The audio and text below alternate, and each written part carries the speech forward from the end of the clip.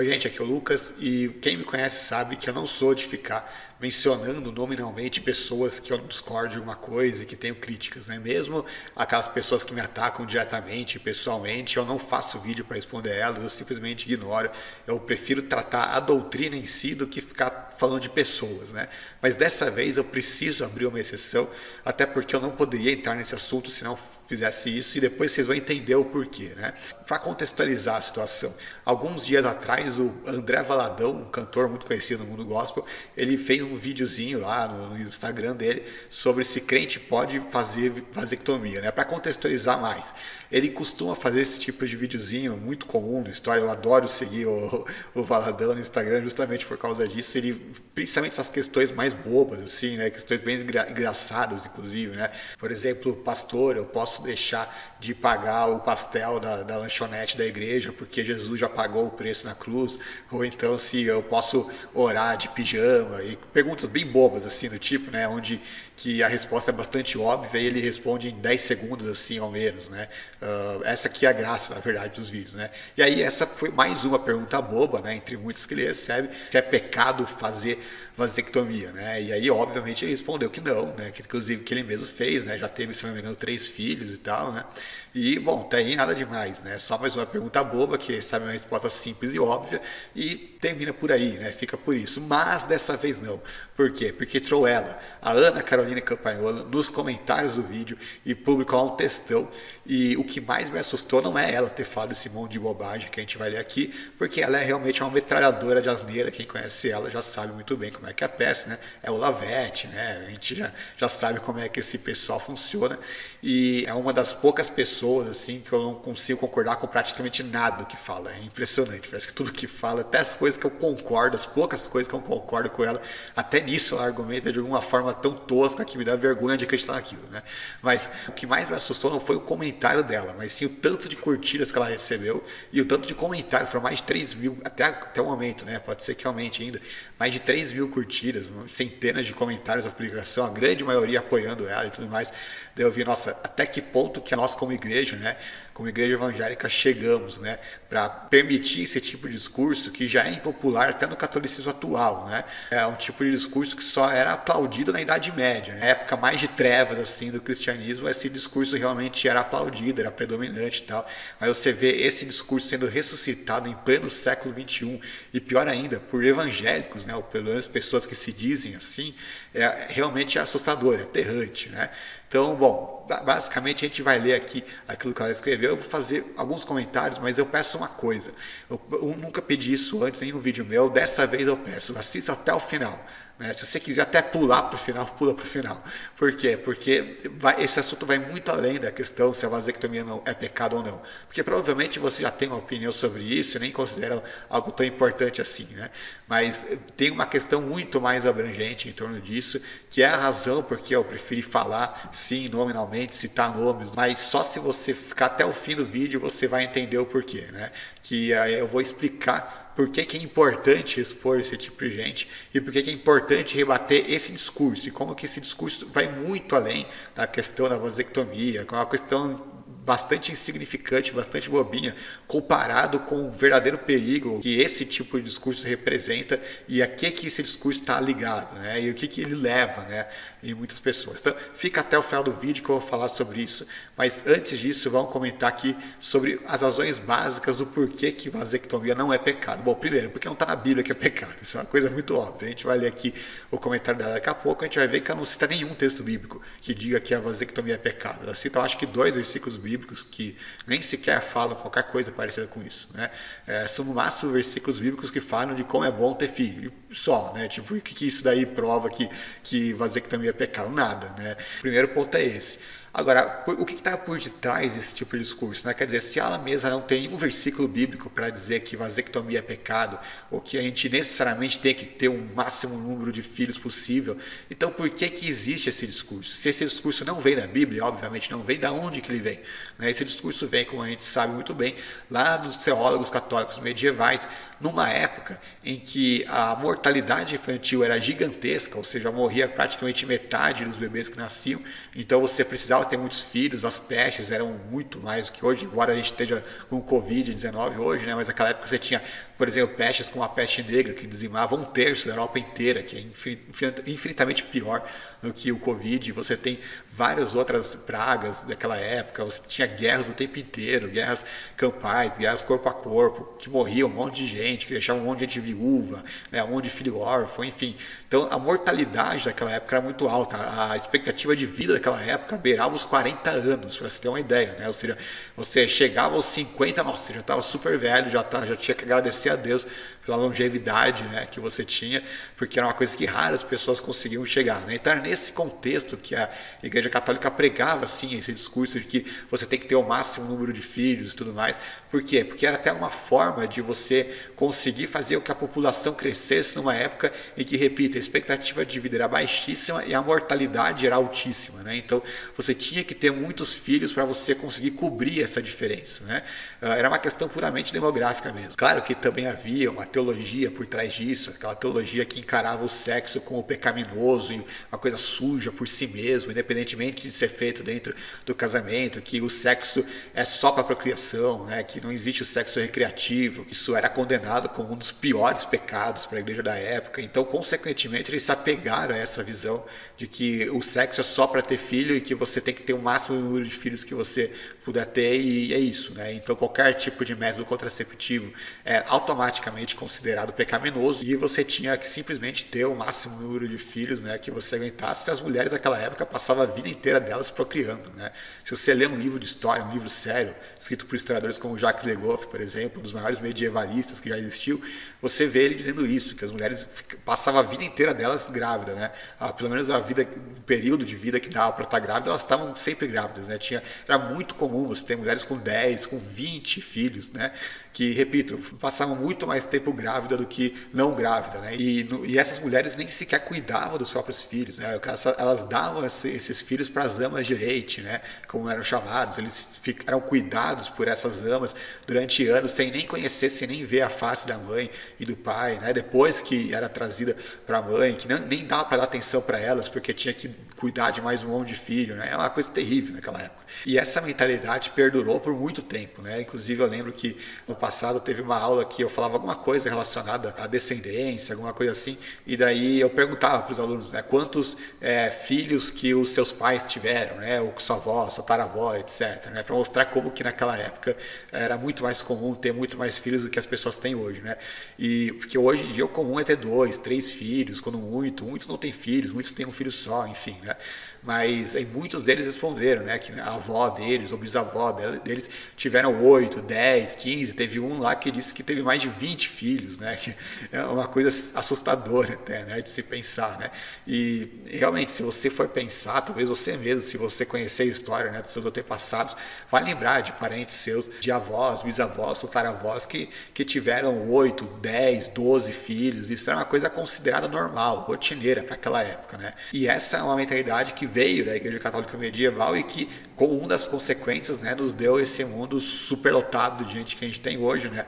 Um mundo onde você não tem nem como estacionar um carro, né? Tamanho trânsito que tem, um mundo onde você tem que desmatar tudo que é tipo de floresta, acabar com o meio ambiente para conseguir povoar mais lugares, né, para mais gente morar. É um mundo onde você tem que cada vez mais ter mais favelas, né, e as favelas tendo cada vez mais gente em situações de risco, né? A gente viu, acabou de acontecer lá em Petrópolis, né, quando eu estou gravando esse vídeo, não sei quando eu vou lançar, mas a gente acabou de ver isso acontecendo. No momento que eu estou fazendo esse vídeo, já teve 100 pessoas que morreram lá, né? E por que eles têm que ficar em condições de risco? Né? Justamente por causa que eles têm uma vida extremamente precária, né? São pessoas pobres, com poucas condições financeiras e tem um monte de filho, então eles têm que viver nessas regiões, nessas condições, porque não é culpa deles, né? A culpa é dessa mentalidade que faz com que eles tenham um monte de filho e, portanto, né, tenham que morar nessas regiões mais perigosas, né? Mas que não deveria ter vida ali, né? Não foram regiões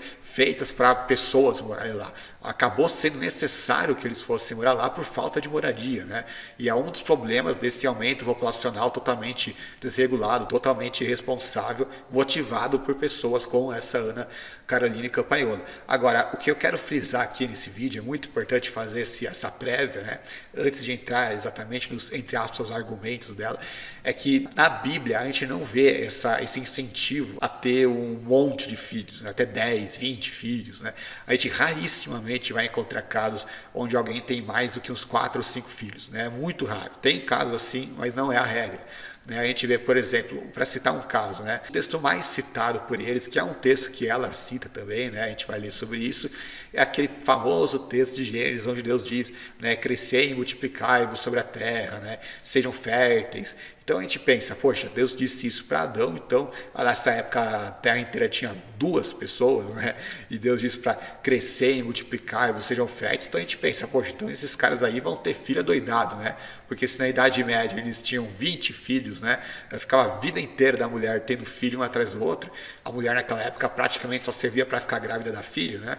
Então a gente imagina que numa época em que a terra era completamente despovoada e só tinha 2 pessoas, eles iriam ter filho adoidado, né? Sei lá, em 20 anos já ia ter 10 filhos, né? Ia ser uma coisa de louco. Só que quando a gente vê na Bíblia, a gente vê um cenário completamente distinto, né? É uma coisa muito curiosa isso. A gente vai lá para Gênesis, no capítulo 5, versículo 3, aqui é para fazer uma lenda, né? No capítulo 4, ele vai falar de Caim e Abel, né? Que foram os 2 primeiros filhos que Adão e Eva tiveram. Aí no capítulo 5, ele vai falar dos outros filhos que eles tiveram. E o primeiro filho que eles tiveram depois de Caim e Abel foi Sete. Agora, quando foi que eles tiveram Sete? Vamos ver lá em Gênesis capítulo 5, verso 3. Aos 130 anos, Adão gerou um filho à sua semelhança, conforme a sua imagem. Deu-lhe o nome de Sete.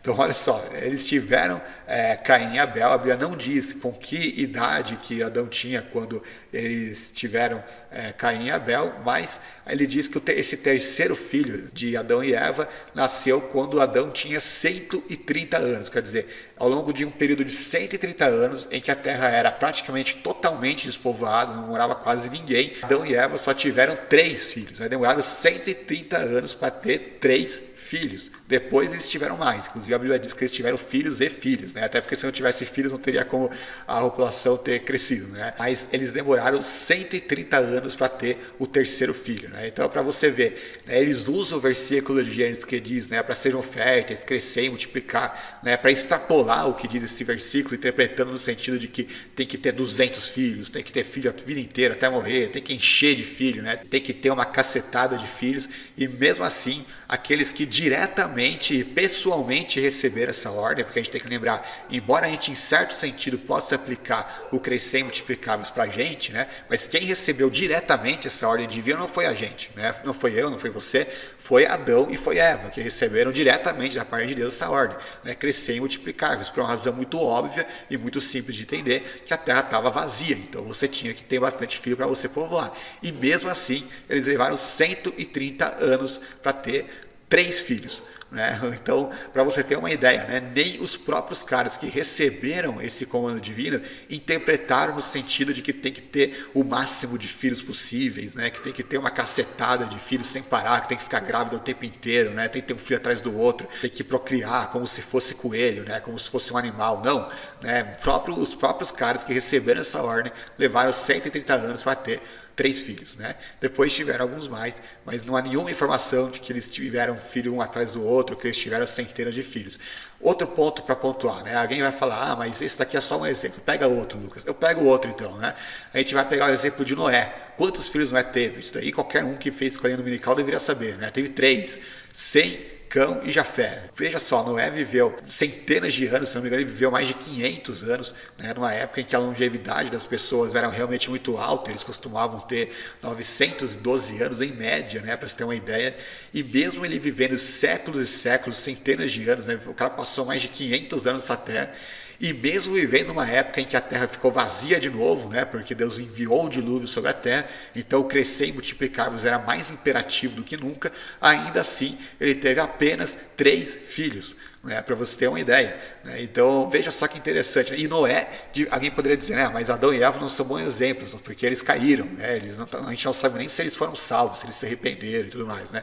Mas Noé não. Noé é um cara justo. Ele era um cara mais justo da época da terra inteira. Né? Tanto é que foi o único que foi poupado, ele e a família dele, do dilúvio. Né? Então a gente está falando do cara mais justo, mais consagrado a Deus do mundo inteiro naquela época, e mesmo assim ele não interpretava o crescer e multiplicar no sentido de ter um monte de filho um atrás do outro. O cara passou 5 séculos nessa terra para ter 3 filhos. Né?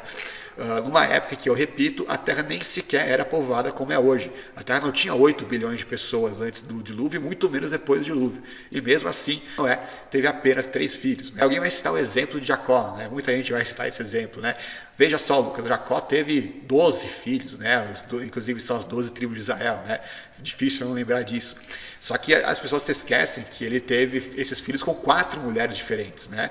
Ele tinha, além das suas 2 esposas, né, que era Lia e Raquel, ele também teve filhos com 2 concubinas dele, né, que eram servas dessas esposas que ele tinha.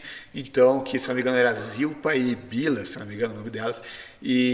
Portanto, se a gente fizer uma média, né, ele teve 3 filhos em média, com cada uma, né, ou seja, não faz nenhum sentido numa época em que havia ainda, né, a poligamia e os homens tinham várias mulheres, não faz nenhum sentido a gente calcular o número de filhos pelos homens, né, a gente devia calcular os filhos pelas mulheres, né, e as mulheres elas tiveram em média 3 filhos apenas cada uma, né, já que ele teve 12 filhos e teve esses 12 filhos com 4 mulheres diferentes. Então, nem mesmo Jacó poderia ser esse exemplo aí, lembrando mais uma vez, né, que Jacó viveu mais de um século, né, uma longevidade altíssima, muito maior do que as pessoas têm hoje, né. E então, só para usar isso como exemplo, né, de que é verdade que naquela época era muito comum entre os judeus você ter bem mais filhos do que você tinha hoje, mas os personagens bíblicos mais sacros, vamos dizer assim, né, as nossas maiores inspirações, os personagens mais, né, que a gente mais se inspira, né, quando a gente faz as nossas escolas bíblicas, né, quando a gente faz os estudos, são justamente personagens que a Bíblia não fala, ou em alguns casos a gente nem sequer vê eles falando de filhos, né, por exemplo, quantos filhos Daniel teve? A gente não sabe, né? A gente não tem nem sequer essa informação. Em outros casos a gente tem essas informações, mas dificilmente vai passar de 4, 5 filhos, né? Raramente acontece isso.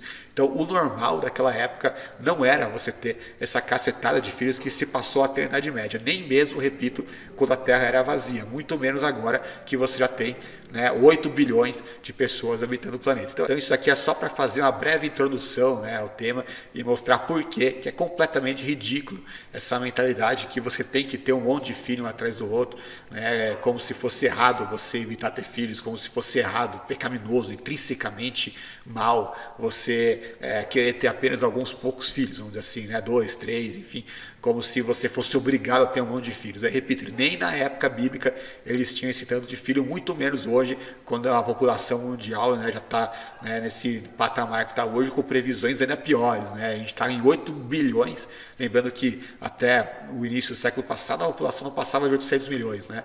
Agora está com 8 bilhões e projeções assim, nos próximos anos para 12 bilhões. Né?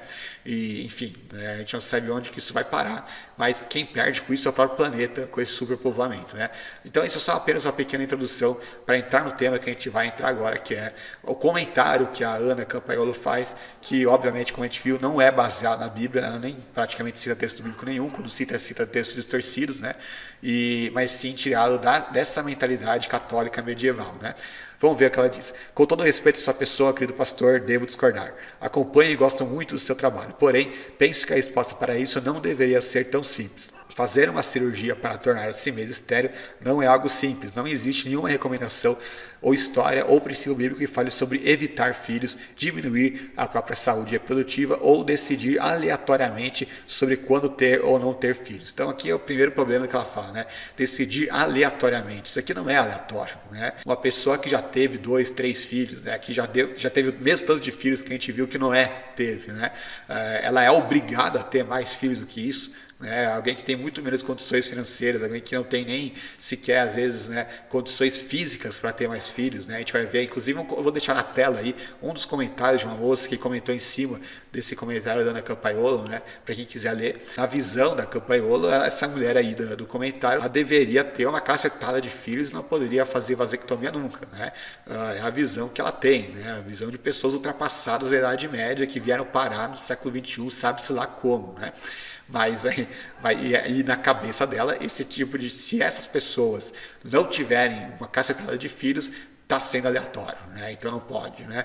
Na verdade, como a gente viu, isso aqui não é uma questão aleatória, isso aí é uma questão de bom senso, né? Você tem que saber quando você tem condições para ter mais filho e quando você não tem condições. Não adianta você simplesmente ir colocando um monte de filho no mundo e deixar, ó, Deus se vira aí para cuidar deles, como se Deus tivesse a obrigação de prover toda essa cacetada de filhos quando não houve nenhum bom senso na hora de fazer um planejamento familiar, né? Então, por mais que se diga, mas Deus vai prover, né? Como se tivesse um versículo bíblico que diga, né? Você pode ter dezenas de filhos que eu vou prover você, né? Fica tranquilo. Não existe esse versículo, né? Eu não conheço versículo nenhum que diga isso, né? Isso contradiz a própria realidade, porque muita gente que vai estar assistindo esse vídeo sabe, né? Pela própria vida, pelo próprio testemunho pessoal, né? Pessoas que são cristãs, são sinceras, são pessoas boas, que tiveram um monte de filhos e não tem condição de alimentar cada um deles, né? Existem pessoas que literalmente morrem de fome, no Brasil mesmo, imagina o resto do mundo, né? Você vai falar que essas pessoas são todas ímpias, são todas pagãs, né? Você vai falar que todas as milhões de crianças que morrem de fome na África,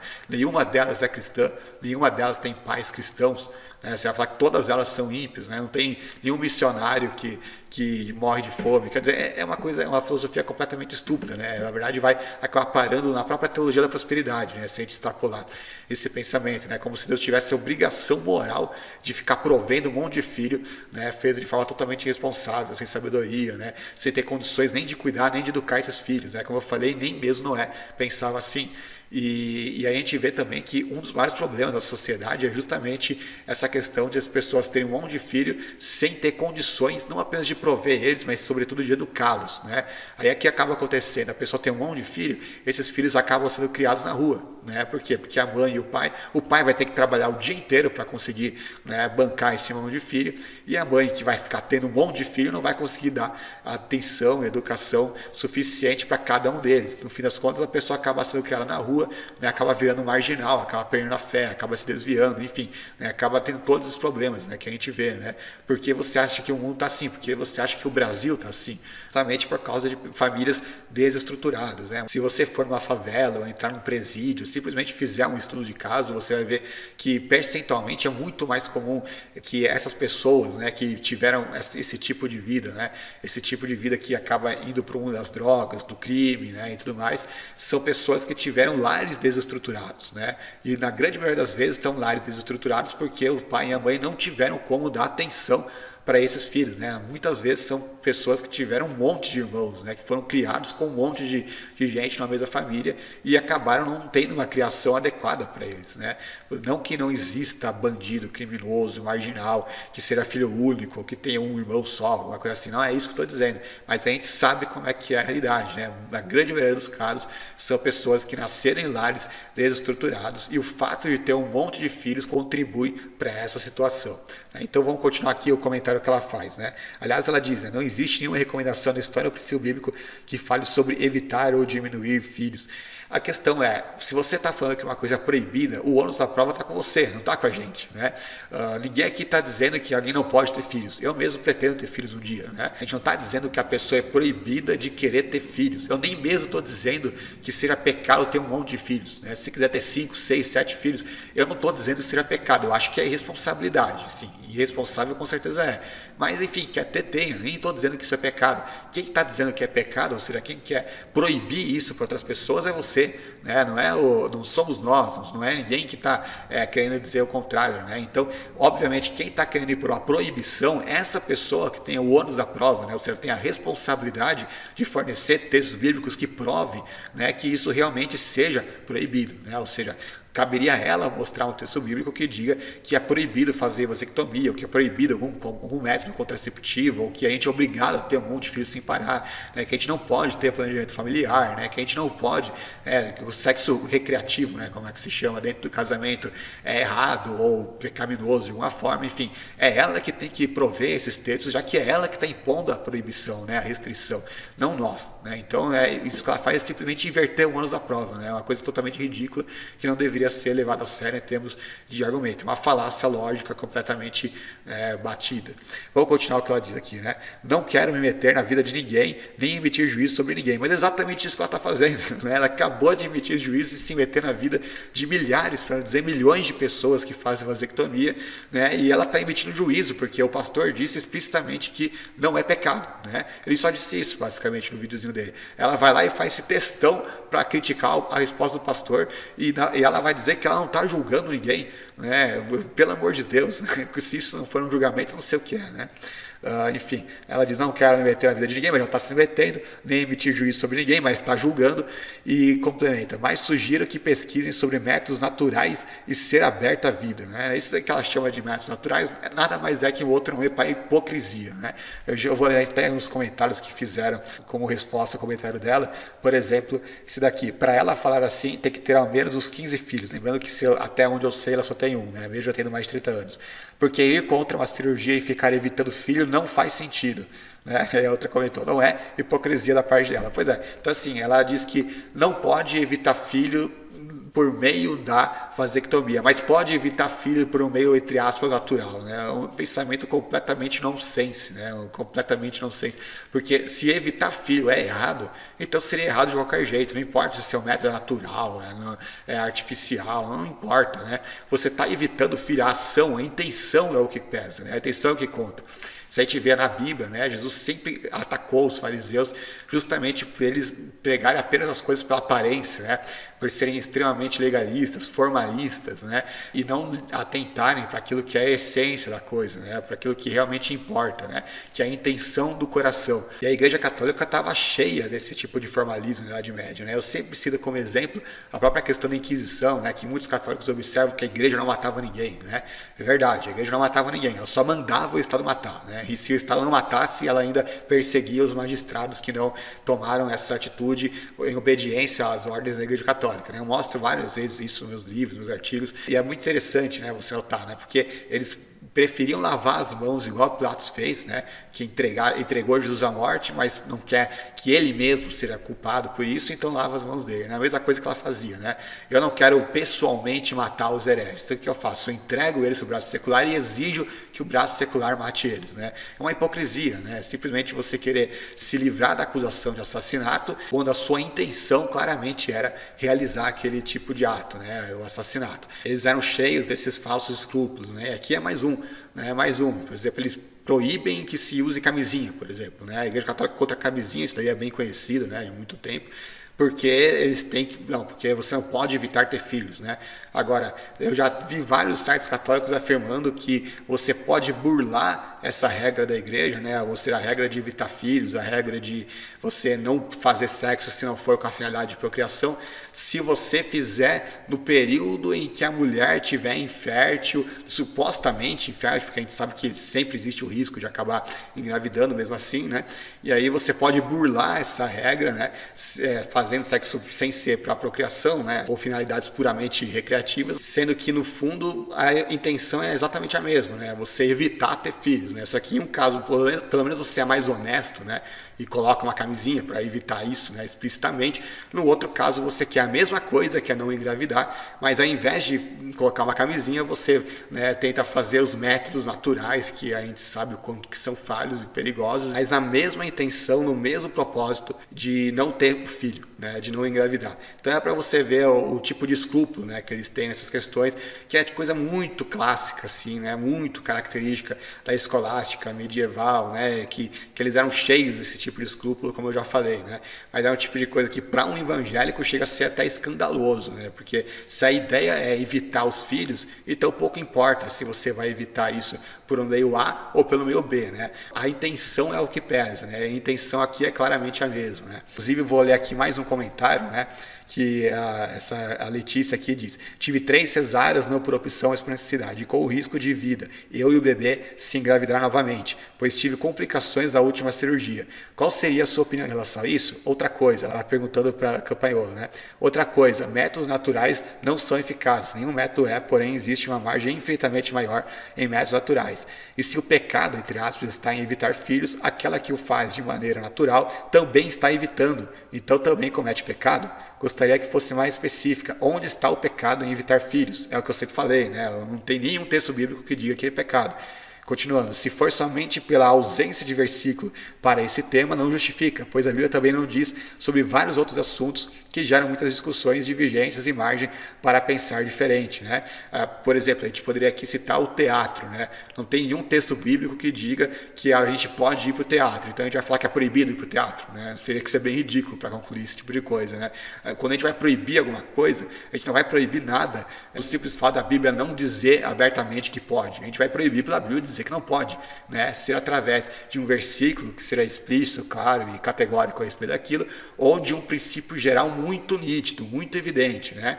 E não através de simplesmente esse argumento burro, né? Esse argumento que ela usa de que não, a Bíblia não fala que é para evitar, então logo é proibido evitar. Tipo, que é um argumento do silêncio e que viola a lógica do que a gente considera pecado à luz da Bíblia. Repito, a gente não vai considerar uma coisa como pecado a não ser que a própria Bíblia diga que aquilo é pecado. Não é pela ausência da Bíblia afirmar que não é pecado, é uma inversão grosseira do ônus da prova, né? Mas vamos continuar aqui vendo o que a Campagnolo tem para dizer. Alguns escreveram: pecado é colocar um monte de filho nesse mundo. Isso é totalmente equivocado. O sexo irresponsável e ilegítimo pode ser pecado, mas colocar uma criança no mundo jamais será pecado. Mesmo quando Abraão pecou e teve relações com sua serva Agar, Deus preservou a vida da criança, Ismael, quando o pai quis se livrar. Aí está um exemplo que ela usa que vai contar totalmente aquilo que ela fala, né?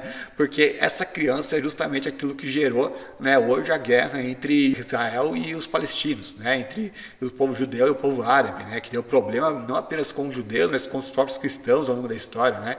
Inclusive a gente vai ver mais para frente que ela própria exalta a expulsão dos mouros pelos reis espanhóis, né?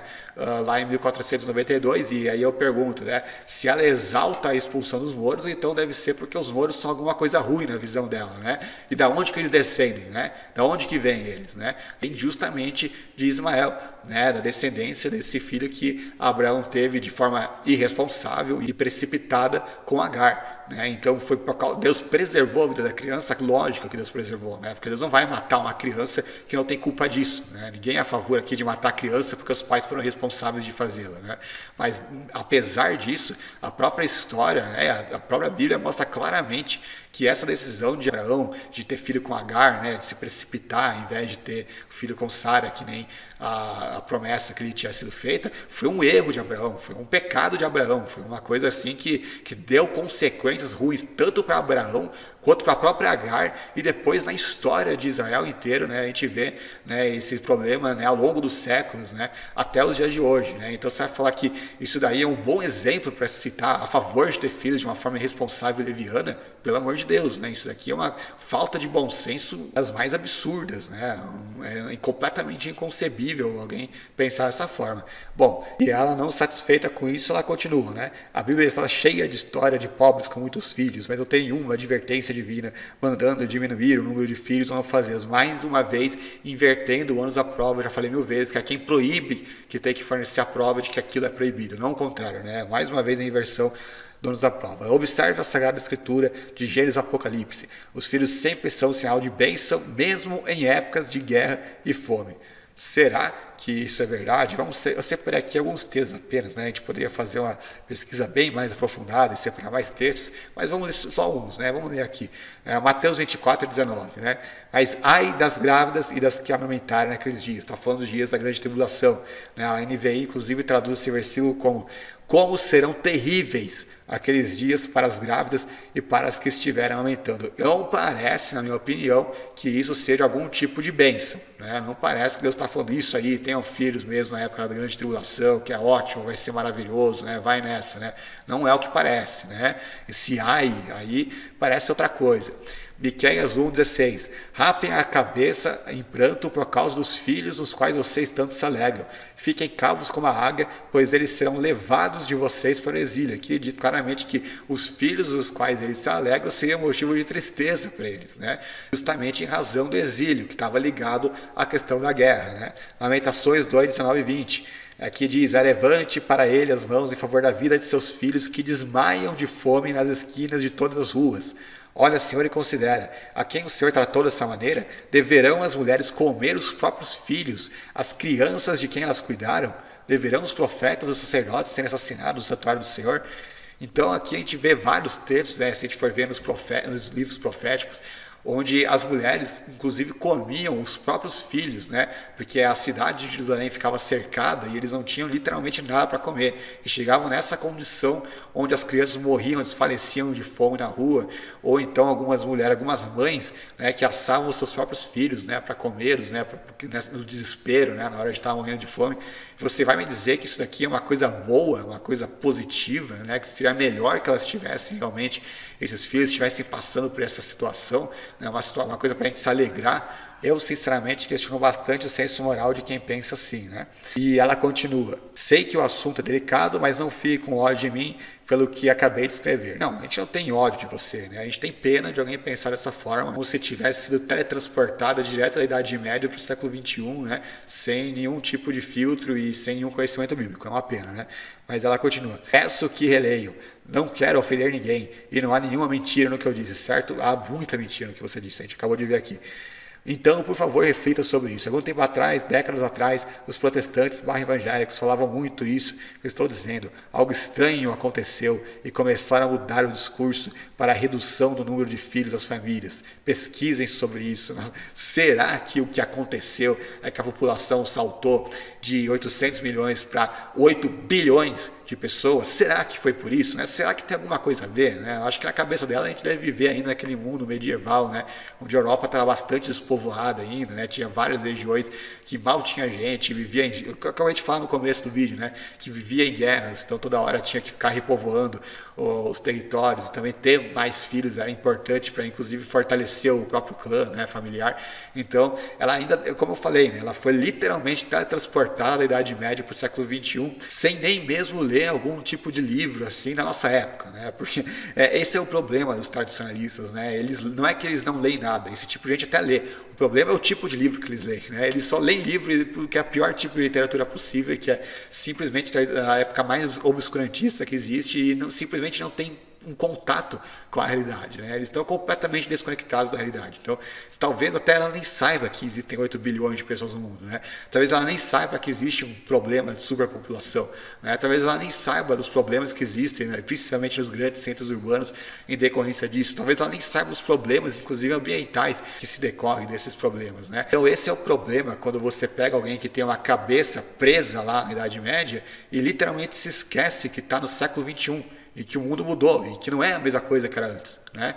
E aí começa a formular esse tipo de argumento que poderia até fazer algum sentido, não que seja certo, como eu falei, mas que poderia até fazer algum sentido naquela época, né? Porque, como eu falei, o mundo era muito diferente naquela época do que é hoje. Era muito mais importante você ter muitos filhos naquela época do que é você ter hoje, né? E aí a pessoa só lê livros dessa época, fica com esse tipo de raciocínio na cabeça e depois quer aplicar isso de forma completamente anacrônica para a nossa realidade hoje, né? Que é uma coisa completamente estúpida. Eu acabei de mostrar no começo do vídeo que nem mesmo os personagens bíblicos tiveram essa cacetada aí de filhos que ela quer que a gente tenha hoje, né? Então é uma coisa simplesmente deprimente, alguém pensa assim. Tem até o comentário aqui da Carla, né, que também é um comentário feito em resposta a ela, né?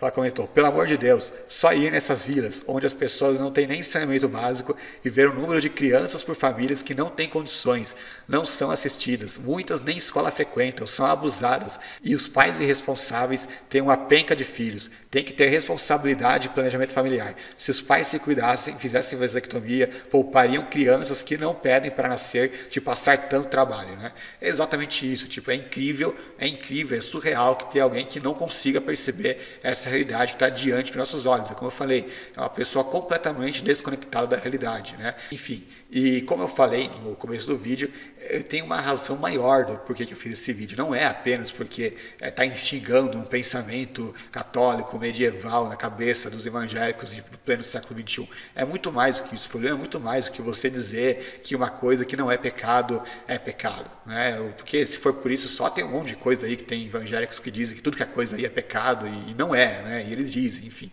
E aí eu nem perderia tempo falando sobre todas essas coisas, né?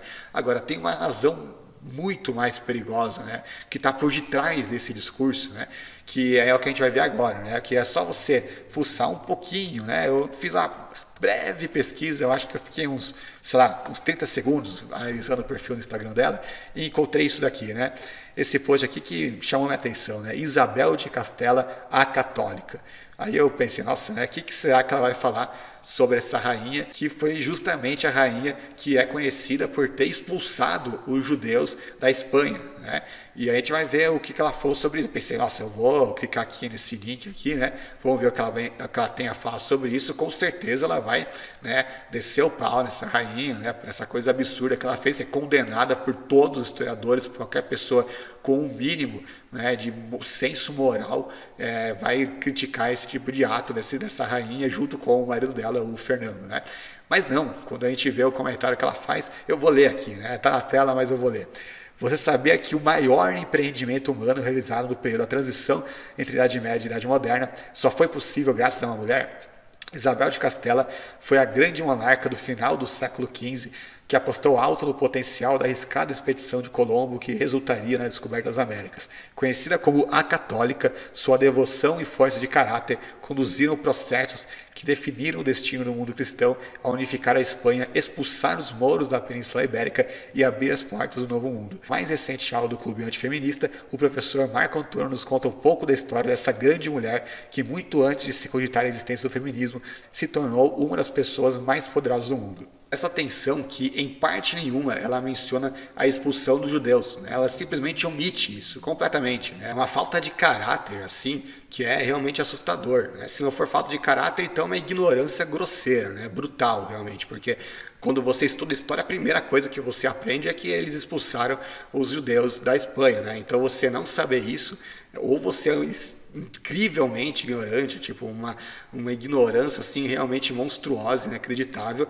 ou então você realmente tem um desvio de caráter muito grande, muito sério para omitir justamente esse que é um dos aspectos mais importantes, que mais marcaram, né, na história desses reis. Eu vou ler aqui o que o César Cantu, que inclusive é um historiador católico, ele escreveu sobre isso, né? Os judeus procuraram desviar o golpe, oferecendo pagarem 30 mil ducados para as despesas da guerra e submeterem-se a todas as ordens que quisessem impor-lhes. O rei e a rainha, aqui está falando de Fernando e Isabel é justamente essa rainha que ela tanto exalta aí, né, nesse post que ela fez, não estavam muito longe de cederem a essas propostas. Quando o inquisidor-geral Torquemada se lhes apresentou com um crucifixo na mão, ele lhes disse: Judas vendeu nosso Senhor por 30 moedas, quererão vossas altezas vendê-lo agora novamente por 30 mil ducados? Decretou-se, portanto, em 1492, que os judeus receberiam o batismo ou seriam obrigados a sair do reino, no prazo de 3 meses, sob pena de morte e do confisco dos bens, tanto para eles como para os cristãos que lhe dessem asilo.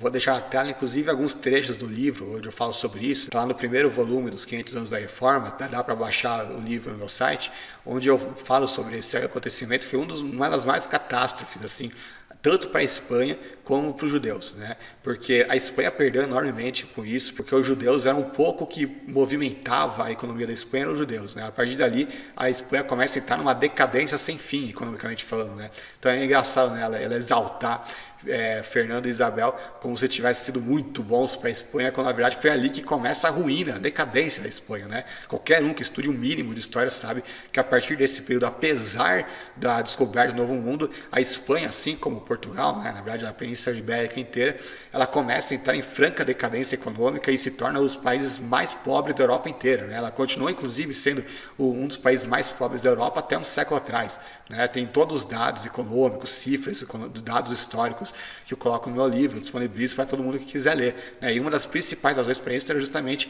porque eles expulsaram os judeus da Espanha, né? Que eram os poucos que movimentavam a economia do país. E isso é pior ainda para os próprios judeus, porque eles expulsaram crianças, né? Mandaram sair dali, né? Com os pais deles, né? E não tiveram nenhum senso moral, nenhum escrúpulo, né? Tipo, ou você se converte à força ao catolicismo ou dá o fora daqui, né? E roubaram os bens de centenas de milhares de judeus, né? Se apoderaram dos bens deles, né? Imagina se alguém expulsa toda uma raça de pessoas, né?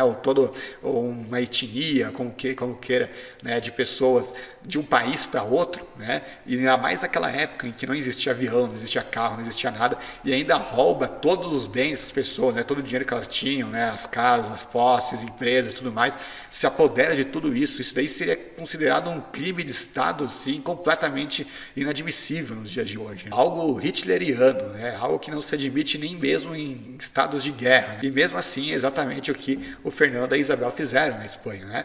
E aqui tem vários dados aqui que eu coloco no livro, inclusive, que cerca de, segundo, por exemplo, Lorente e outros historiadores, chegam a dar até mesmo a cifra de 800 mil judeus que foram expulsos, né?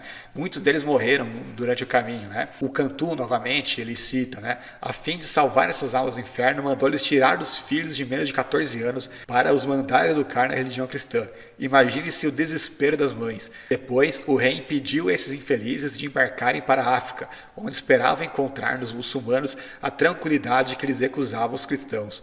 Um certo número dentre eles desembarcou na Itália, e alguns foram vistos morrerem de fome junto ao mole de Gênova, o único canto da terra onde quiseram recebê-los. Os que deixaram terminar o prazo fixo para a partida foram feitos escravos, né? Então é para você ver até que ponto que chegava a maldade, né, desses reis, expulsando os judeus da terra, mesmo sem ter terra para ir, mesmo muitos deles morrendo, perecendo no caminho, né? Eles literalmente estavam nem aí. E pior é que depois disso eles ainda instituíram a Inquisição na Espanha, né, para perseguir, para caçar até a morte, literalmente, os judeus que decidiram se converter, né, entre aspas, aquela conversão à força para não ter que ser expulso, né, que foram chamados de cristãos novos, né, ali na Espanha.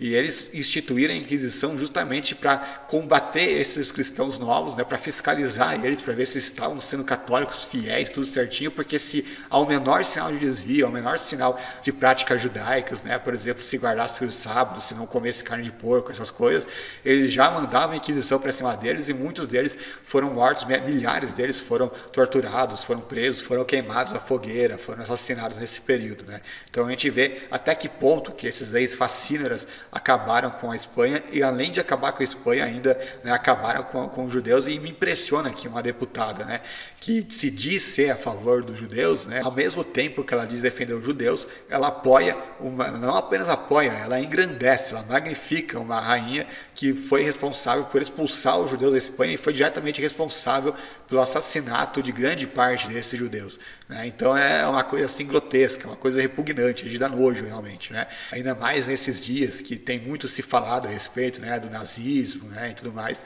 Nem vou entrar naquelas polêmicas do monarca, etc.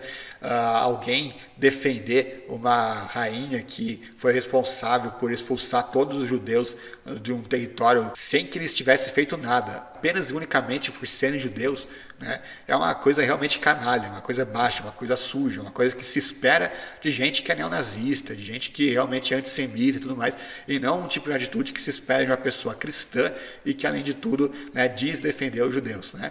E, além disso, ainda ela exalta a expulsão dos mouros, né? É bem curioso isso. Tudo bem que, nesse caso, muitos vão aplaudir, porque os mouros eram um nome que se dava na Espanha para os muçulmanos, né? Só que a gente tem que lembrar que os muçulmanos daquela época não tinha nada a ver com os muçulmanos de hoje, né? Pelo contrário, se a gente estuda a história naquela época, a gente vê que o período onde a Espanha mais se desenvolveu, não apenas em termos econômicos, mas também em termos culturais, civilizacionais, intelectuais, foi justamente no período de dominação muçulmana, né, da Península Ibérica, né? E nesse período, inclusive, eles conviviam pacificamente com os católicos, né? Eles dominavam sobre essa região, mas eles toleravam a presença dos católicos. Nunca deixou de haver católicos nessa região da Espanha, né, sob domínio dos muçulmanos, né? Eles nunca exterminaram nem expulsaram todos os católicos da região. Eles permaneceram durante séculos tendo uma convivência pacífica. Aí foi só os católicos reconquistarem a Espanha que o Fernando e a Isabel fizeram isso daí de expulsar todos eles do país, que também contribuiu não apenas para a decadência do país, mas também para a morte de muitos desses mouros, que, repito, não era que eles estavam expulsando muçulmanos que cometeram crimes, terroristas, pessoas perigosas, não. Eles expulsaram crianças, expulsaram velhos, expulsaram mulheres, enfim, né, foi uma coisa completamente indiscriminada, né. Inclusive o Jacques Pirene, ele conta que cerca de 500 mil mouros foram expulsos da Espanha nessa ocasião, e desses 3/4 morreram durante o caminho para chegar em outros países, né, para chegar no país mais perto que aceitasse eles, né, porque a gente tem que lembrar que naquela época os outros países também eram católicos, então era difícil eles encontrarem um país que os aceitasse, né? E então cerca de 3/4 dele, veja só, 3/4 de 500 mil pereceram durante o caminho, né, depois que eles foram expulsos. Isso daqui só dos mouros, sem falar dos judeus, né? Isso dá cerca de 375 mil pessoas que foram literalmente mortas, e esse sangue está diretamente nas mãos do Fernando e da Isabel, que é justamente essa rainha que ela tanto exalta nesse post, né? E aí me leva a pensar, né, por que ela exalta tanto uma rainha que, além de nunca ter feito nenhuma grande coisa de fato, ela ainda foi responsável diretamente pelo assassinato de centenas de milhões de pessoas, e que ainda tem tanto sangue que jorra, que pesa sobre ela, e que era conhecida inclusive, né, por esse termo, por esse título, né, de os reis católicos, né, Isabel a católica, né, que era justamente, e ela se diz protestante, né, ainda, essa campanholo, né. Então é uma coisa que se leva a se perguntar, né, qual o interesse que há por detrás de alguém que se diz protestante exaltar uma rainha católica. E até aí não há problema, eu mesmo poderia mencionar aqui monarcas católicos que foram bons monarcas, né, que não tem nada, que eu não teria nada para reclamar, mas ela vai fazer isso justamente com uma que era conhecida justamente por esse fervor católico, a tal ponto que expulsou todo mundo da Espanha que não fosse católico, né? Expulsou os mouros, expulsou os judeus, tacou a Inquisição para caçar os mouros, os judeus e todos os outros que não fossem católicos. Só não fez isso contra os protestantes porque não existia ainda os protestantes naquela época, né? Porque se tivesse, depois que os protestantes começaram a surgir na Espanha, também usaram a Inquisição contra eles também, né? Então eu fico até perguntando, né, qual que é a lógica de você defender uma rainha que era uma rainha fanaticamente católica, a tal ponto de querer o extermínio de todas as outras raças, né, de todos os outros credos, de todas as outras crenças, né, de todas as outras confissões religiosas. Não faz nenhum sentido, a não ser que você entenda qual é o propósito que ela está fazendo isso, né? E esse propósito é o mesmo propósito que a leva a atacar aqueles que são a favor, né, de ter uma política de planejamento familiar e de fazer vasectomia e depois de um certo número de filhos e tudo mais, né? Ou seja, a mesma mentalidade que a faz defender esse tipo de doutrina católica medieval, de ter uma cacetada de filhos e tudo mais, que é justamente imprimir essa moral católica medieval nos dias de hoje, né? Se ela pelo menos estivesse tentando fazer isso com o catolicismo atual, o catolicismo moderno, que já evoluiu bastante em relação àquela época, seria menos mal. Mas não, ela não quer apenas fazer com que os evangélicos venham a adquirir uma mentalidade católica, ela quer que os evangélicos adquirem uma mentalidade católica da pior de todas as épocas, é uma mentalidade mais obscurantista de todas, né?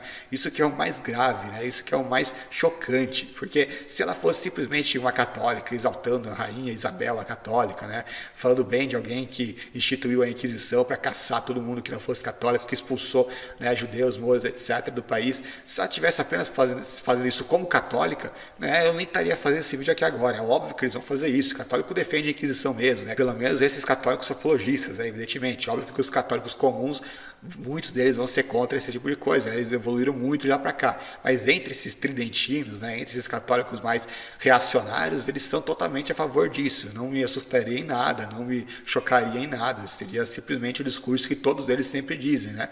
E ela nem ia conseguir alcançar realmente o público evangélico se ela estivesse falando isso, porque o público dela seria católico, ela estaria falando apenas para convertido, né?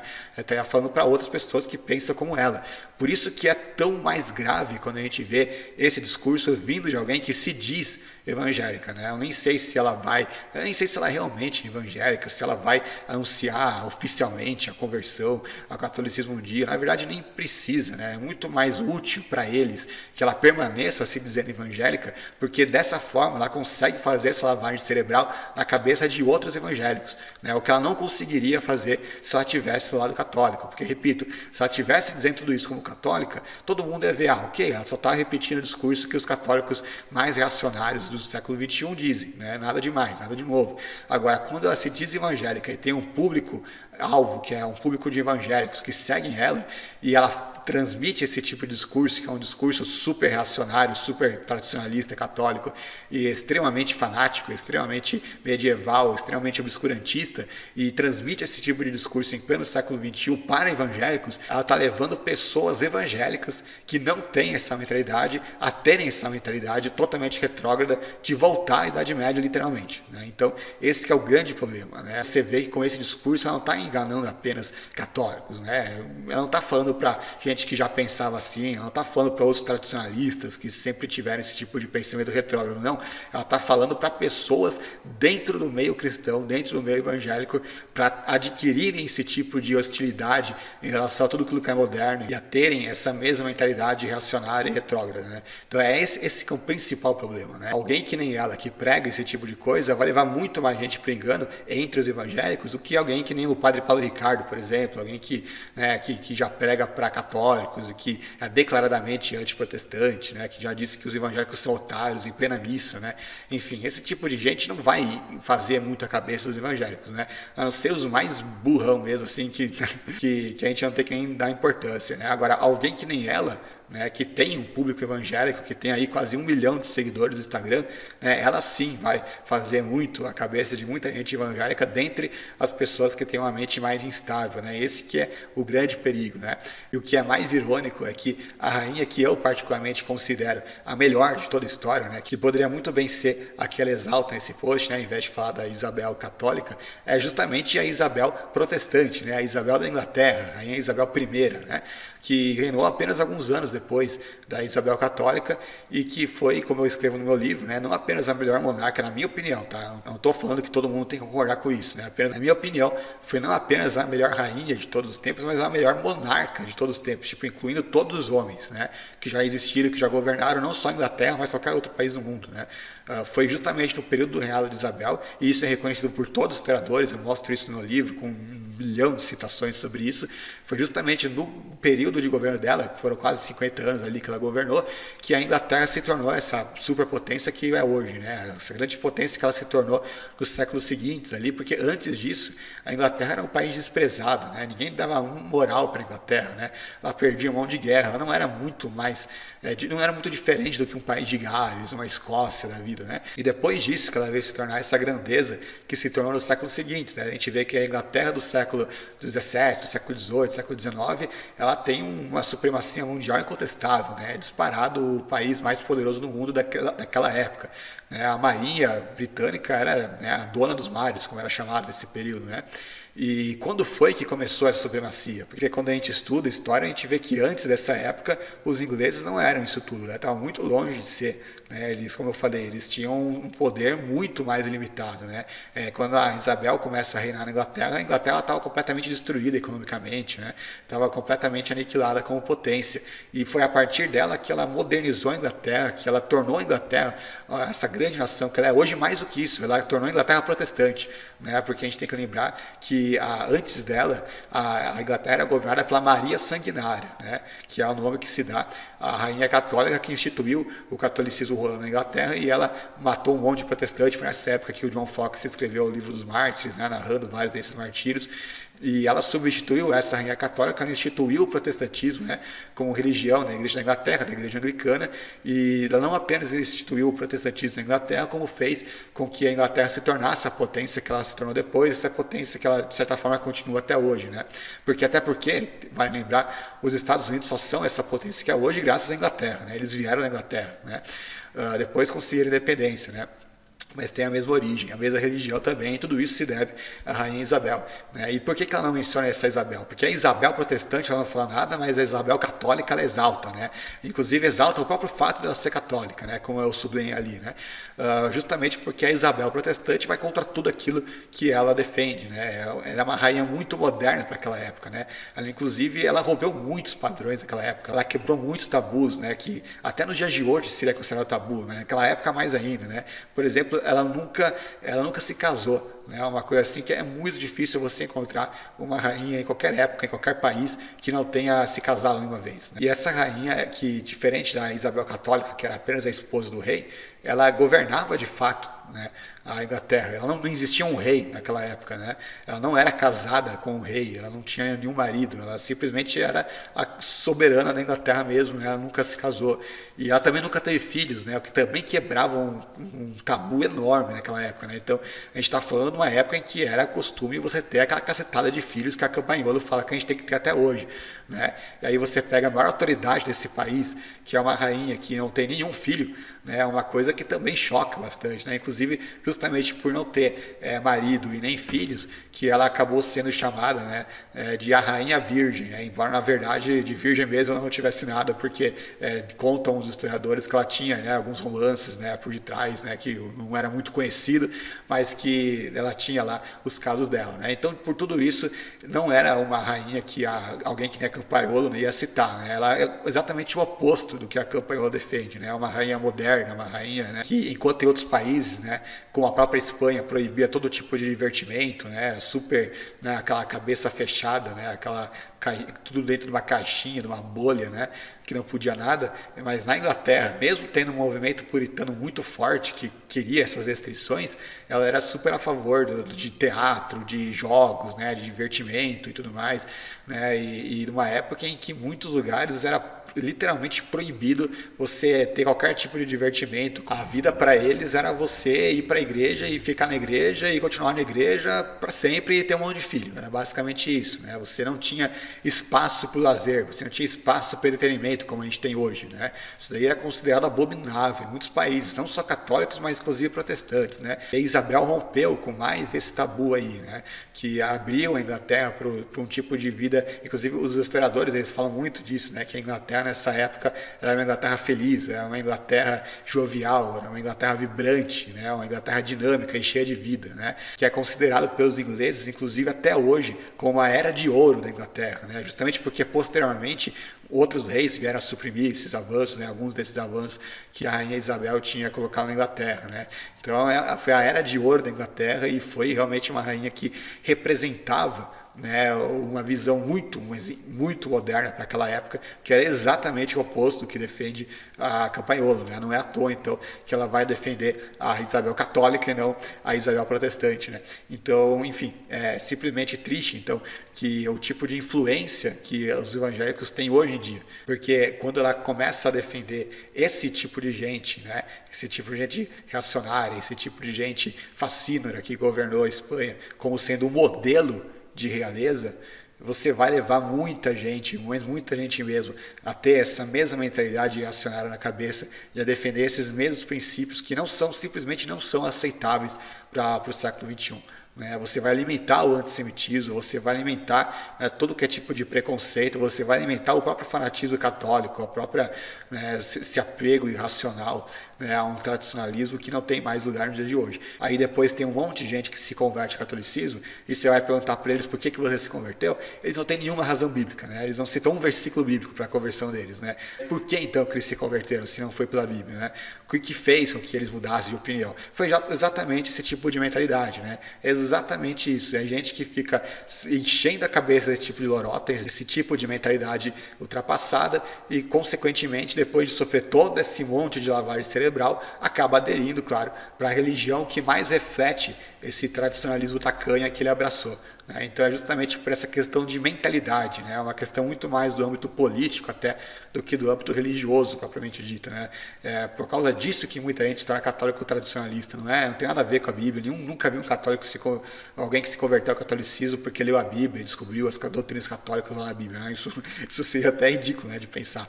É sempre por causa dessa questão das mentalidades. É por isso que é tão importante, né, refutar esse tipo de gente, expor esse tipo de gente, até mesmo nominalmente, porque é esse tipo de gente que leva pessoas para o catolicismo, não para o catolicismo comum, não, né, para esse tipo de catolicismo medievalista, né, para esse tipo de catolicismo que é o pior tipo de catolicismo que existe, né, um catolicismo que já deveria ter sido sepultado há séculos e não deveria nem mais existir, né, mas que infelizmente ainda existe e consegue converter, inclusive evangélicos, né, para esse tipo de visão.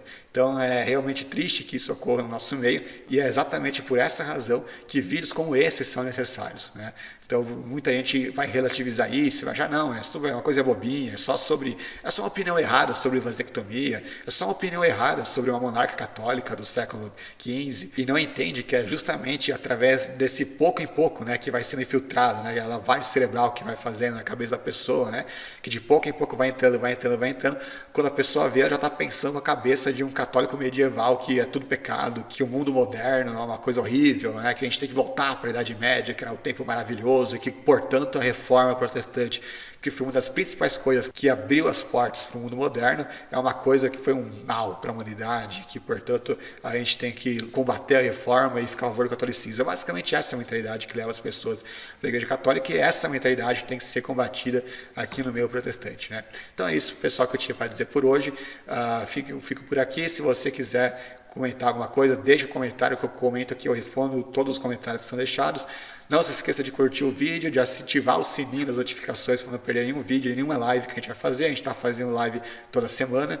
E também de compartilhar o vídeo com seus amigos, com seus conhecidos, né, se você gostou do material e se você quer ajudar o canal a crescer. É isso por hoje, pessoal. Um grande abraço, valeu, falou!